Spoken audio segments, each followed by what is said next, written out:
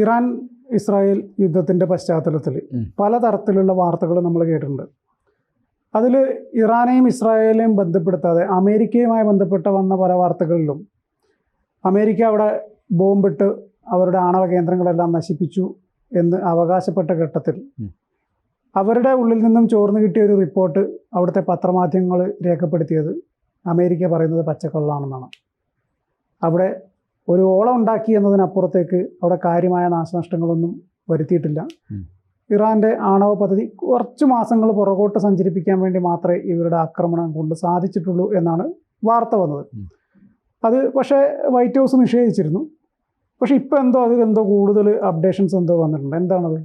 അതായത് അമേരിക്കയുടെ രഹസ്യാന്വേഷണ രേഖകൾ ചോർന്നു, അതിനെ അധികരിച്ചാണ് അത്തരം വാർത്തകൾ വന്നത്. അതായത് ഫോർദോയിൽ നടത്തിയ ബോംബ് സ്ഫോടനം, അതായത് മറ്റേ bunker buster MOP bunker buster bomb, ഏതാണ്ട് 13,600 കിലോയുള്ള ഭീമൻ ബോംബുകളൊക്കെ ഉപയോഗിച്ച് B-2 ബോംബർ വിമാനങ്ങളെ ഇവിടുന്ന് അയച്ച് നടത്തിയ ആ ഒരു ദൗത്യം പരാജയമായിരുന്നു. കാരണം ആ ആണവ നിലയത്തിൻ്റെ ഭൗതിക സാഹചര്യത്തിൽ എന്തെങ്കിലും തരത്തിലൊരു മാറ്റം വരുത്താനോ അവിടെ കാര്യമായ നാശനഷ്ടം വരുത്താനോ അതിന് സാധിച്ചില്ല എന്നുള്ളതാണ് ഇൻ്റലിജൻസ് വിവരത്തെ അടിസ്ഥാനമാക്കി വാർത്തകൾ വന്നത്. അപ്പോൾ ട്രംപിനെ സംബന്ധിച്ച് വലിയൊരു നാണക്കേടാണ്.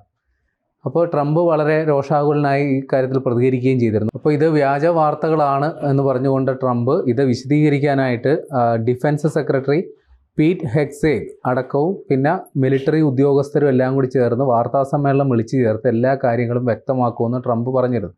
ഇതിന് പിന്നാലെയാണ് ഇപ്പോൾ അമേരിക്കയുടെ രഹസ്യാന്വേഷണ ഏജൻസിയായ CIA അതിൻ്റെ ഡയറക്ടർ ജോൺ റാറ്റ്ക്ലിഫ് ഇപ്പോൾ ഒരു പ്രസ്താവന നടത്തിയിരിക്കുന്നത്. അതായത് അത്തരം സംഭവം പാളിപ്പോയി എന്നുള്ള വാർത്തകൾ അടിസ്ഥാനരഹിതമാണ്.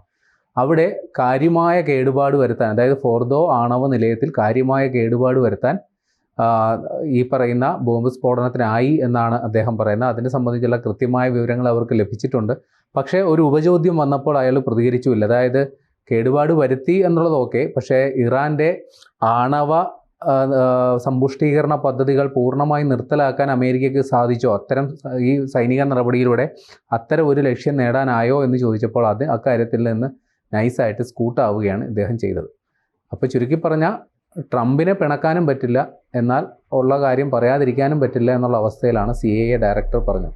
ഇതിൽ ഇപ്പോഴും നമുക്ക് ആ ഫോർദോയിൽ എന്താണ് നടന്നതെന്നുള്ളതിനെക്കുറിച്ച് ഇപ്പോഴും ഊഹാപോഹങ്ങൾ മാത്രമേ ഉള്ളൂ. അമേരിക്ക അവകാശപ്പെടുന്നു അവരുടെ ഓപ്പറേഷൻ പൂർണ്ണ വിജയമായിരുന്നു എന്നുള്ളത്. പക്ഷേ അത് അത്ര പന്തിയല്ല, അത്ര രസകരമല്ലാത്ത രീതിയിലാണ് അത് അവസാനിച്ചതെന്നുള്ള സൂചനകളാണ് ഇപ്പോഴും വരുന്നത്. ഇക്കാര്യത്തിൽ ഇവർ ഈ CIA ഡയറക്ടർ പറഞ്ഞാലും അത് നമുക്ക് വിശ്വസിക്കാൻ ബുദ്ധിമുട്ടുണ്ട്. കാര്യം അതിൻ്റെ ഉപഗ്രഹ ചിത്രങ്ങളൊക്കെ നമ്മൾ കണ്ടതാണല്ലോ. സാമാന്യ യുക്തിയിൽ നോക്കുമ്പോൾ തന്നെ നമുക്കറിയാം, ഏതോ ഒരു വലിയൊരു മലകുന്ന് പ്രദേശത്തിൽ ഒരു ഭാഗത്താണ് ഈ ആണവ നിലയം നിൽക്കുന്നത്, അതിൻ്റെ മറ്റൊരു ഭാഗത്താണ് ഈ കുഴികൾ. അത് സംബന്ധിച്ചുള്ള ദൃശ്യങ്ങളിൽ നിന്ന് വ്യക്തമാകുന്നത്. അപ്പോൾ ഈ ആണവ നിലയത്തിൻ്റെ പരിസരത്ത് എവിടെയോ ബോംബ് പൊട്ടിയിട്ടുണ്ട്, പക്ഷേ ആണവ നിലയത്തിന് ഏതെങ്കിലും തരത്തിൽ കേടുപാട് പറ്റിയിട്ടുണ്ടോ ഇല്ലയോ എന്നുള്ളത് ഇനിയും കൃത്യമായി അറിഞ്ഞാലേ മനസ്സിലാവുള്ളൂ. ശരിക്കും പറഞ്ഞു കഴിഞ്ഞാൽ അമേരിക്കയിലെ ഇൻ്റലിജൻസ് റിപ്പോർട്ട് ചോർന്നതിൻ്റെ നാണക്കേട് മറയ്ക്കാൻ വേണ്ടിയിട്ട് ട്രംപ് എഴുതി കൊടുത്ത ഒരു സ്ക്രിപ്റ്റിനനുസരിച്ച് അദ്ദേഹം ഒരു നാടകം കളിച്ചിട്ട് പോവുകയല്ലേ ചെയ്തത്. അതായത് ഒരു യുദ്ധമുഖത്ത് എത്ര വലിയ നഷ്ടം ഉണ്ടെങ്കിലും എല്ലാം അടിപൊളിയാണെന്നല്ലേ എല്ലാ രാജ്യങ്ങളും പറയുള്ളൂ. അതെ. അപ്പോൾ അമേരിക്കയെ സംബന്ധിച്ച് അവർ ഇത്രയും വലിയൊരു ദൗത്യം ചെയ്തു. അതിൻ്റെ പരാജയമാണോ വിജയമാണോ എന്നുള്ളത് പിന്നീട് കുറേ നാൾ കഴിഞ്ഞ് അറിയാൻ പറ്റും. അതിപ്പോൾ നിലവിൽ അവരുടെ മാനം രക്ഷിക്കാനായിട്ട് അവരെല്ലാം നന്നായിട്ട് വന്നു എന്ന് തന്നെ പറയത്തുള്ളൂ. പക്ഷേ യഥാർത്ഥ ചിത്രം എന്തെന്നുള്ളത് വലിയ താമസിയാതെ പുറത്തു വരും. ഇപ്പോൾ ഇന്ത്യ ഓപ്പറേഷൻ സിന്ദൂർ നടത്തി, പാകിസ്ഥാനിൽ വലിയ ആഘാതമുണ്ടായി. അപ്പോൾ വെടിനിർത്തലിന് ശേഷം അവിടെ ആഹ്ലാദ പ്രകടനം നടന്നിരുന്നു പാകിസ്ഥാൻ. അപ്പോൾ സമാനമായ സാഹചര്യം തന്നെയാണ്. വലിയ നാണക്കേടുണ്ടായാലും ഇവർ അത് വിട്ടുകളയില്ല, നല്ല രീതിയിൽ തന്നെ പോയി എന്ന് തന്നെയായിരിക്കും ഇവർ പറയുക. അത് സ്വാഭാവികമാണ്. പക്ഷെ പ്രശ്നം ഇപ്പോൾ ഇവിടെ വന്നിരിക്കുന്നത്, ഇപ്പോൾ ഇറാനിൽ വലിയ രീതിയിലൊരു പ്രശ്നം ഉണ്ടായിട്ടുണ്ട്. അവിടെ ഈ അയത്തുള്ള അലി ഖമനേയി, അദ്ദേഹം ആണല്ലോ അവരുടെ പരമോന്നത നേതാവ്, അദ്ദേഹം എവിടെ എന്ന തരത്തിൽ ചർച്ചകൾ ഇപ്പോൾ തുടങ്ങിയിട്ടുണ്ട്. അദ്ദേഹം ഏതാണ്ട് യുദ്ധം പാരമ്യത്തിലെത്തി ഒരാഴ്ച കാലയളവിലോട്ട് അദ്ദേഹം അപ്രത്യക്ഷനാണ്. ഏതോ ഒരു തുരങ്കത്തിൽ അദ്ദേഹത്തെ സുരക്ഷിതമായി പാർപ്പിച്ചിട്ടുണ്ടെന്നാണ് ഇറാൻ റവല്യൂഷണറി ഗാർഡ് ഇപ്പോഴും അവകാശപ്പെട്ടിട്ടിരിക്കുന്നത്. അയാളുടെ സുരക്ഷ ഒരുക്കാനായിട്ട് ചുമതലപ്പെടുത്തിയ ആൾക്കാർ ഇപ്പോഴും അത് ചെയ്യുന്നുണ്ട് എന്നാണ് ഇത് സംബന്ധിച്ച് ഈ കഴിഞ്ഞ ദിവസം ഇറാൻ മാധ്യമത്തിൽ തന്നെ നടത്തിയ ഒരു TV സംഭാഷണത്തിൽ ഇറാൻ റവല്യൂഷണറി ഗാർഡ് അധികൃതർ പറയുന്നത്. പക്ഷേ അദ്ദേഹം എവിടെ എന്നുള്ള ചോദ്യങ്ങൾ അവിടെ തുടങ്ങി. ഇവർ അവകാശപ്പെടുന്നത് അദ്ദേഹത്തിന് ഇപ്പോൾ പുറലോകമായിട്ട് ബന്ധപ്പെടാൻ സാധിക്കില്ല, അതിന് വൈദ്യുതിയും ടെലഫോൺ ബന്ധവും എല്ലാം ഒഴിവാക്കി എന്നുള്ളതാണ്.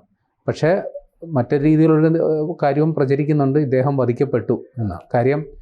ഇസ്രായേൽ കൃത്യമായി ഇദ്ദേഹത്തിൻ്റെ ലൊക്കേഷൻ അടക്കം ട്രാക്ക് ചെയ്ത് വെച്ചിരുന്നു. അങ്ങനെ ഇസ്രായേൽ അദ്ദേഹത്തെ ഇല്ലാണ്ടാക്കി എന്നാണ് ഏതാണ്ട് സൂചനകൾ വരുന്നത്. കാരണം അദ്ദേഹത്തിൻ്റെ അനുയായികളായിട്ട് പ്രഖ്യാപിച്ച 3 പേർ ചേർന്നാണ് ഇപ്പോൾ ഇറാൻ്റെ കാര്യങ്ങളൊക്കെ തീരുമാനിക്കുകയും പദ്ധതികളൊക്കെ പ്രഖ്യാപിക്കുകയൊക്കെ ചെയ്തുകൊണ്ടിരിക്കുന്നത്.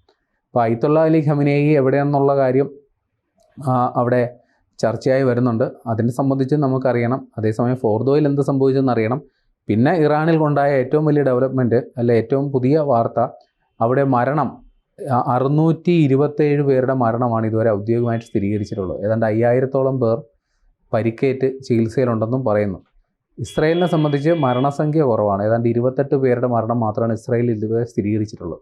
അപ്പോൾ ഇതാണ് യുദ്ധത്തിൻ്റെ ബാക്കി പത്രമായിട്ട് ഇപ്പോൾ ഉള്ളത്. എല്ലാം കെട്ടടങ്ങി. ഏതാണ്ട് വെടിനിർത്തൽ പ്രഖ്യാപിച്ചിട്ട് 2 ദിവസവും മറ്റോ ആയിട്ടുള്ളൂ. എന്നാൽ ആ വെടിനിർത്തൽ കരാർ എന്ന് പറയുന്നത് വളരെ ദുർബലമായ വ്യവസ്ഥകളുടെ പേരിലാണ് രണ്ടുപേരും ഇനിയും എന്തെങ്കിലും പ്രശ്നമുണ്ടായാൽ ആക്രമിക്കാൻ മടിക്കില്ല എന്നുള്ള വാദത്തോടു കൂടിയാണ് അവസാനിപ്പിച്ചത്. അപ്പോൾ യുദ്ധത്തിന് ശേഷം ഇനി യുദ്ധത്തിൽ എന്ത് സംഭവിച്ചു എന്നുള്ള വിലയിരുത്തലുകളൊക്കെ ഇപ്പോൾ നടന്നുകൊണ്ടിരിക്കുന്നത്. പക്ഷേ അമേരിക്കയെ സംബന്ധിച്ചിപ്പോൾ ഈ ഫോർദോയിൽ നടത്തിയ ഈ പറയുന്ന ബോംബിടൽ അത് എത്രത്തോളം വിജയിച്ചിട്ടുണ്ടോ എന്നുള്ളത് അവർക്കിപ്പോഴും ഈ അവസാന നിമിഷവും തറപ്പിച്ച് പറയാൻ പറ്റാത്തൊരവസ്ഥയിലാണ്. ഈ ഏതൊരു രാഷ്ട്രത്തിനും അവരുടെ ജനതയെ ബോധിപ്പിക്കുക എന്ന് പറഞ്ഞൊരു കാര്യമുണ്ടല്ലോ, നമ്മളാണ് ജയിച്ചത് എന്നുള്ളത്. ശരിക്കും പറഞ്ഞാൽ അമേരിക്കയെ സംബന്ധിച്ചിടത്തോളം ഈ യുദ്ധത്തിൽ നമ്മളാണ് ഇടപെട്ടെല്ലാം തീർപ്പ് കൽപ്പിച്ചതെന്ന് പറഞ്ഞിട്ടാണ് ട്രംപ് ഇവിടുന്ന് നേരെ അമേരിക്കക്ക് കയറിയത്. വീട്ടിലേക്ക് കയറി ചെല്ലുമ്പോഴാണ് അവിടെ അതിലും വലിയ പോകൽ. അവിടെ ചെന്ന് കഴിയുമ്പോഴത്തേക്ക് ഇംപീച്ച്മെൻറ്റിന് തയ്യാറാകാൻ വേണ്ടിയുള്ള കാര്യങ്ങളും ഒക്കെയായിട്ടാണ് പ്രതിപക്ഷ കക്ഷികൾ പോകുന്നത്. ഈ റിപ്പോർട്ട് വന്നതിൻ്റെ തൊട്ട് പിന്നാലെ ട്രംപിന് അത്ര ഒരു നടപടിയിലേക്ക് പോകണം, ട്രംപിനെ ഒഴിവാക്കണം എന്നുള്ള രീതിയിൽ ട്രംപ് പറയുന്നത് കള്ളമാണ്, നമ്മുടെ ജനതയെ തെറ്റിദ്ധരിപ്പിക്കുകയാണ് എന്ന രീതിയിലാണ് പ്രതിപക്ഷ പാർട്ടികൾ മൊത്തം ട്രംപിനെതിരായി. അതായത് വേറൊരു തിയറി വരുന്നുണ്ട്. അതായത് അമേരിക്ക ഇറാനിലെ ഹിസ്ബുള്ള എന്ന് പറയുന്ന ഭീകരവാദി സംഘടനയുണ്ട്, അവരെ വഴിവിട്ട് സഹായിക്കുന്നു എന്ന തരത്തിലാണ് വാർത്തകൾ വരുന്നത്. അപ്പോൾ ഇവർ രണ്ടും തമ്മിലുള്ള അവിശുദ്ധ കൂട്ടുകെട്ടിൻ്റെ പേരിലാണ് ഈ ഫോർദോയിലെ ഒരു ഫേക്ക് ആക്രമണം ഉണ്ടായതെന്നാണ് ഒരു സിദ്ധാന്തം വരുന്നത്. അതായത് അവർ കൃത്യമായി ഈ ആക്രമണം ഉണ്ടാകുന്നതിന് മുമ്പ് തന്നെ അവിടുത്തെ തന്ത്രപ്രധാന സാമഗ്രികളെല്ലാം അവിടുന്ന് മാറ്റി. പിന്നെ ലോക ജനതയെ ബോധ്യപ്പെടുത്താനായിട്ട് അമേരിക്ക അവിടെ കൊണ്ടുപോയി ബോംബിട്ടു. പക്ഷേ ആ സമയത്ത് അവിടെ ഒന്നും ഉണ്ടായിരുന്നില്ല. അവിടെ എന്തെങ്കിലും തരത്തിലൊരു നാശനഷ്ടം ഉണ്ടാകുന്ന തരത്തിൽ അവിടെ ഒന്നും അവശേഷിച്ചിരുന്നില്ല. അത് കൃത്യമായി മാറ്റപ്പെട്ടു. അപ്പോൾ ഈ മാറ്റിയ സംഗതികൾ എവിടെയെന്നുള്ളത് ഇതുവരെ കണ്ടെത്താൻ ആർക്കും പറ്റിയിട്ടില്ല. മാറ്റിയിട്ടുണ്ടാകും എന്നുള്ളത് ഉറപ്പാണ്. അതെങ്ങോട്ട് മാറ്റി, അതെവിടെയാണ് ഇപ്പോൾ സൂക്ഷിച്ചിരിക്കുന്നത് എന്നുള്ള രഹസ്യാന്വേഷണ വിവരങ്ങൾ എവിടെയും പുറത്തു വന്നിട്ടില്ല. അപ്പോൾ അമേരിക്കയെ സംബന്ധിച്ച് ഇത് നഷ്ടക്കച്ചവടമാണ്. കാര്യം അവരുടെ സഖ്യകക്ഷിയായ ഇസ്രയേൽ വലിയ രീതിയിൽ അവർക്ക് ഇതിൻ്റെ ആഘാതം നേരിടേണ്ടി വന്നു. വലിയ രീതിയിൽ അവരുടെ നാട്ടിൽ കെട്ടിടങ്ങൾ, തൊഴിൽശാലകളൊക്കെ നശിപ്പിക്കപ്പെട്ടു. മരണസംഖ്യയിൽ മാത്രമാണ് കുറവ്, പക്ഷേ നാശനഷ്ടങ്ങളിൽ ഇസ്രയേലാണ് മുമ്പിൽ ഉള്ളത്. കാര്യം ഇറാൻ ഏതാണ്ട് 500ഓളം ബാലിസ്റ്റിക് മിസൈലുകൾ അയച്ചു എന്നാണ് പറയുന്നത്. കൂടുതൽ മിസൈലുകൾ, അതായത് നമ്മൾ ഒന്നിൽ കൂടുതൽ മിസൈലായിട്ട് പൊട്ടി വിരിയുന്ന ഇതുണ്ടല്ലോ, ക്ലസ്റ്റർ മിസൈൽ, അതാണ് കറക്റ്റ് വാചകം. അതാണ് ക്ലസ്റ്റർ മിസൈലുകളടക്കം വലിയ പ്രത്യാഘാതം ഉണ്ടാകുന്ന മിസൈലുകൾ ധാരാളം ഇറാൻ്റെ കയ്യിൽ സ്റ്റോക്കുണ്ട്. അത് ഇനി പ്രയോഗിക്കപ്പെടാം എന്ന ഒരു ഇൻ്റലിജൻസ് വിവരത്തിൻ്റെ അടിസ്ഥാനത്തിൽ ഇസ്രയേൽ വെടിനിർത്തലിന് നിർബന്ധിതമായി എന്ന തരത്തിലും റിപ്പോർട്ടുകളുണ്ട്. അപ്പോൾ ആരാണ് ജയിച്ചത്, ആരാണ് തോറ്റതെന്നുള്ളത് ഈ ഘട്ടത്തിൽ നമുക്ക് വിലയിരുത്താൻ പറ്റില്ല. അമേരിക്കയ്ക്കും പണി കിട്ടി, ഇസ്രയേലിനും പണി കിട്ടി, ഇറാനും പണി കിട്ടി. തുല്യ ദുഃഖിതരാണ് എല്ലാവരും.